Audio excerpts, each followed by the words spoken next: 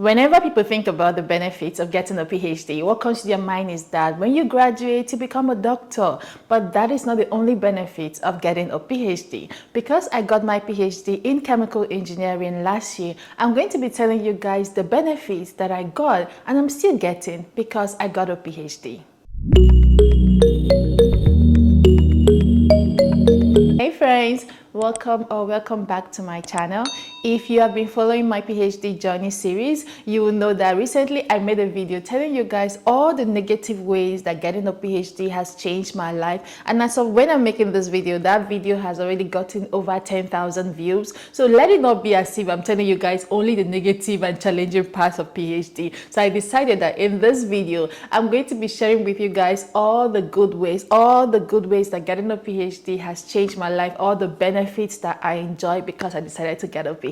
So let's get into it. One of the first benefits of getting a PhD is that because I got a PhD in chemical engineering, which means that while doing my PhD, I did a lot of research. And by doing research, I was able to publish research articles and also give presentations in different conferences. And by doing that, I have contributed to the body of science. So think about the knowledge and science in general as a big whole. So what we PhD do is that we continue to do research and continue to find new things, and by doing that we expand the body of science little bit by bit. That's how science and discovery continue to grow. So in my field, the work that I did during my PhD, and as a matter of fact the work that I'm still doing now, even as I've graduated, now I work as a researcher. The work I'm still doing now, I am still contributing to the body of science. If I had only done undergraduate degree or master's degree, I wouldn't have had that opportunity. I know some people as masters and undergraduate students, you get the opportunity to do research and also contribute, but it's in a deeper level when you get a PhD. So one of the benefits of me getting a PhD is that I can boldly stand and say that indeed I have contributed to the body of science. So in my particular field, when you're looking at people that have done things, researchers have done things, my name is going to be mentioned. So yeah, that's one of the benefits. Another benefit of getting a PhD is that getting a PhD has made me become an expert in my field. For instance, my research was in heterogeneous catalysis. So I can confidently call myself an expert in heterogeneous catalysis. And for me to become an expert in my field, I did not sit in a class and was taught from a book, or the way we do in undergraduate, or the way we also do in masters, where you sit and you're being taught and you do projects and you write exam. No, for me to become an expert, I had to experience things. I had to learn on my own.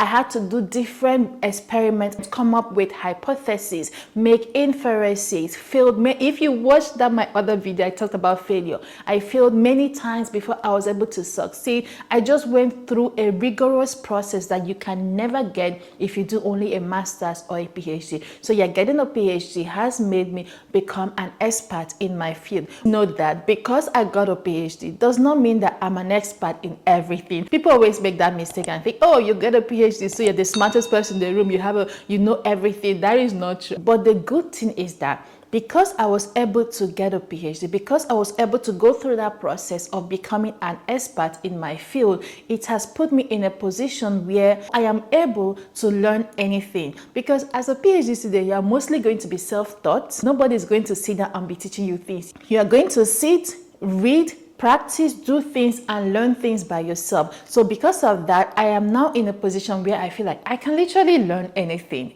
that I don't know. Yes, it looks hard right now because I don't know it, but if I want to learn it, I can sit down and learn it. For instance, as a PhD student, I worked in a research lab. I worked with so many complicated instruments, and nobody has time to be teaching you that instrument every minute or walking you through it. Maybe you get training of just 2 hours, 2 hours of, okay, this is how it works, you do this, you do that. And that is never enough for you to operate this big giant equipment that costs millions of US dollars. Whoever taught you at the beginning would usually just give you like an overview. Okay, this is how it works, this is it, this is it, this is that. The rest of the challenges you face along the way when you continue to use that equipment is something you have to learn by yourself. You have to learn how to figure it out, and you have to learn how to deal with it. So because I've been able to go through all that process, have so many challenges, figure things out, solve so many problems. It has put me in a position where I'm like, okay, I think I can now learn anything, whatever it is, bring it on.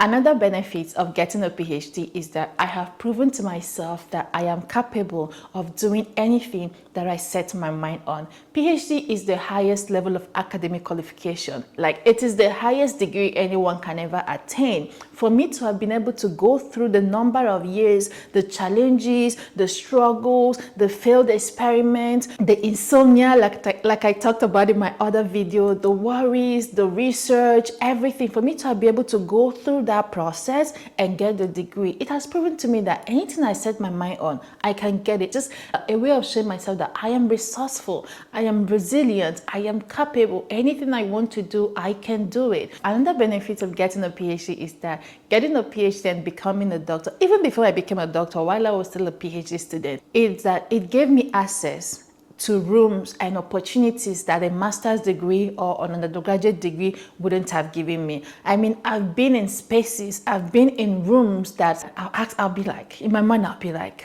who do you think you are to be in this place? But I am in this place because I'm a doctor, or before I graduated, I'm in that place because I was in those rooms because I was a PhD student. So it gave me that opportunity, and it continues to give me that opportunity. So getting a PhD just opens doors of opportunities to you. People want to listen to you. People respect you. They invite you into spaces. You are qualified to get into spaces that a bachelor's or undergraduate degree wouldn't have given you. I can't begin to count all of them, but when I was still a student, I got opportunities to go to different places. I went to programs organized by the US government. I went to conferences. I went to just so many places. I got involved in so many places. I entered so many rooms. I remember so many of the spaces that I entered, I would always call my sister and be like, sis, I don't know who I think I am. I don't know who these people think I am and why they're giving me this opportunity to be here, to stand here, to talk, to do all these things.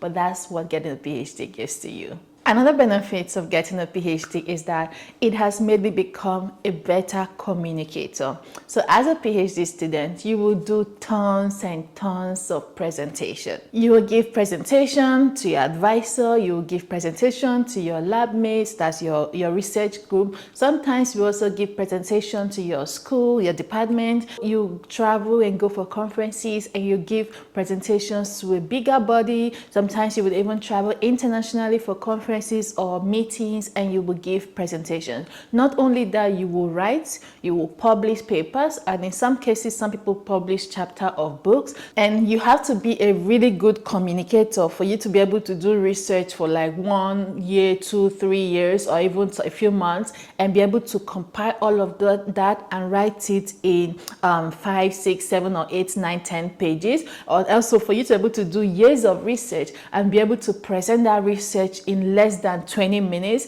There's even this thing called 3 minutes thesis, where you get to present your thesis in 3 minutes. So for you to do years of work and be able to present it in just few minutes, you have to be a really good communicator. And you don't just come into the PhD and be a good communicator. You might be someone that knows how to talk until it's time for you to give scientific presentation or scientific writing. That's when you know that it's a whole different dynamics. But the process of getting a PhD, the number of years you spend, the whole thing, the rigorous process makes you get better and better. I remember the very first scientific write-up that I wrote and submitted to my advisor. When he went through it, he gave me his feedback. I was seeing red, and when you see red, it's like comment and, oh, what is this? Do this, do that. It was like a lot. So I went back and I worked on those comments. I started trying to refine the write-up. I would send it back to him. He sent it back to me again. I continued refining it. And finally, when I sent it to him, he said to me, bring this final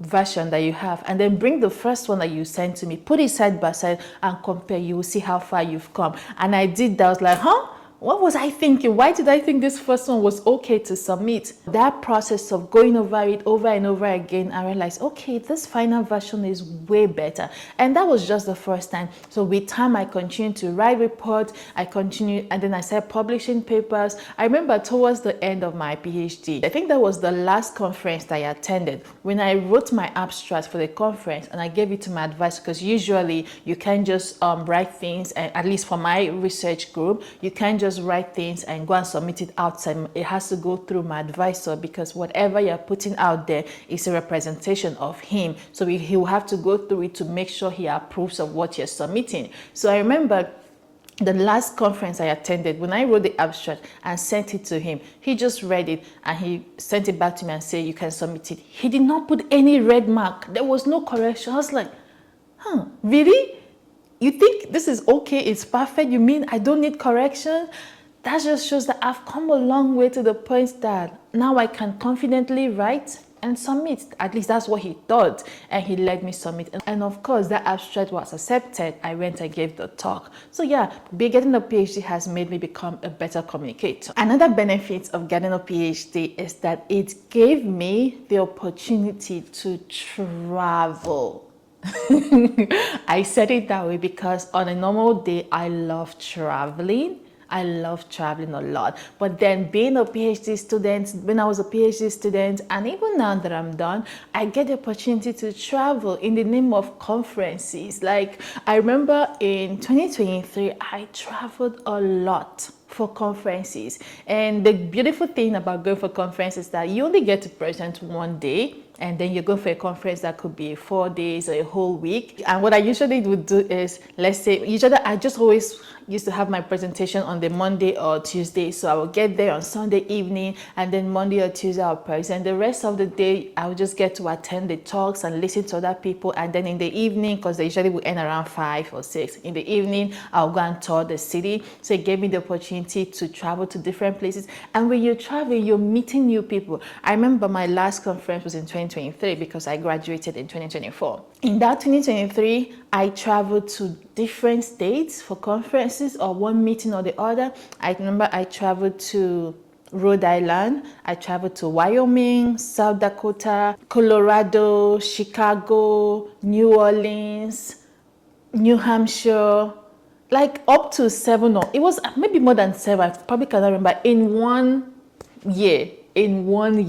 And the good thing is that I never paid for any of these conferences from my pocket. It was always sponsored. I always used to get grants that would, as a PhD student, I never advise you, even if you're not a PhD student, even if you're a worker, I never advise anyone to use their money and go for conferences. There's always a way to find money to fund your conference attendance. And I did that during my PhD. So it's always more like going on this all expense paid mini vacation. At least that's how I used to see it, and it used to be fun for me.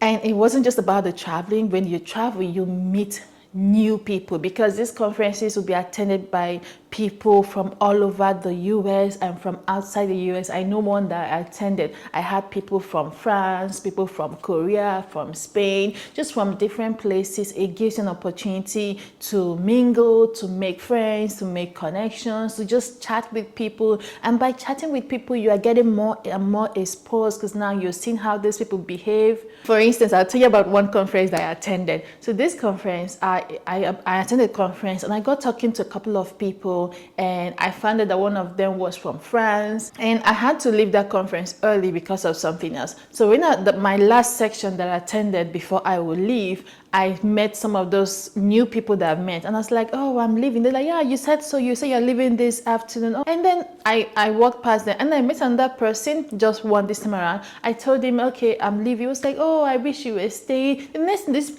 person hugged me. I was like, huh? Where? In the US, we don't hug for professional things. You can shake my hand, or not even shake my hand, or just wave and say bye. Why is he hugging me?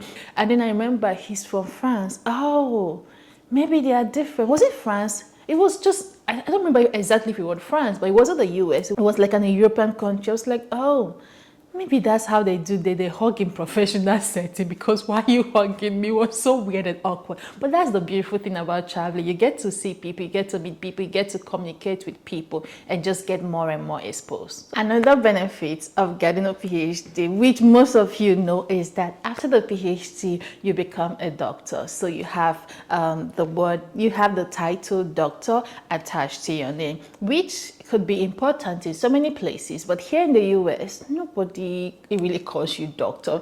Especially because where I work, in my group, we are all doctors. We are all PhD holders. So nobody is saying Dr. John, Dr. this, Dr. that. We just called you your name. But in some other countries, it's a big deal. You get referred to as a doctor.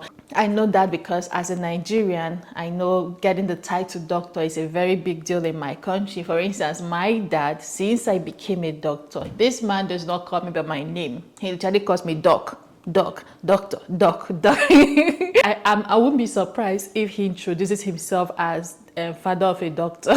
So yeah, if that is something that is a big deal in your country, of course you become a doctor, it just comes with this prestige where people are like, oh wow, at least for me, there has never been anyone that I met that found out that when I was a student or even after I graduated, I just found out I have a PhD. Don't be like, oh wow. I remember a few months ago, I went to an event and I met some new people and we just like bonded, started talking. And one of them asked me, where did you go to school? I was like, I got my bachelor's in my home country, Nigeria. And then I got my master's and my PhD here in the US. And she was like, oh, you're a doctor? I was like, yeah, I just graduated a few months ago. It's like, oh, wow. And so it's just this, it just has this prestige attached to people. Be like, oh, because people know that getting a PhD is not easy. Like I always tell my friends, if it were to be easy, everyone would get it. So whenever you tell someone you have a PhD, they'll be like, wow. Yes, those are some of the benefits that I can think of that I enjoy because I got a PhD. So if you have more benefits, or if you know of any, whether you have a PhD or you don't have a PhD, but you know of any, just let me know in the comment section. Maybe let me see if I can relate to them. So yeah, I told you guys the benefits of getting a PhD in my previous 2 videos. Actually, I told you guys the bad sides. Yeah, there are a lot of bad sides of getting a PhD. If you've not seen those videos, go and see those videos. And thank you guys so much for watching this one. I'll see you guys in my next video. Bye.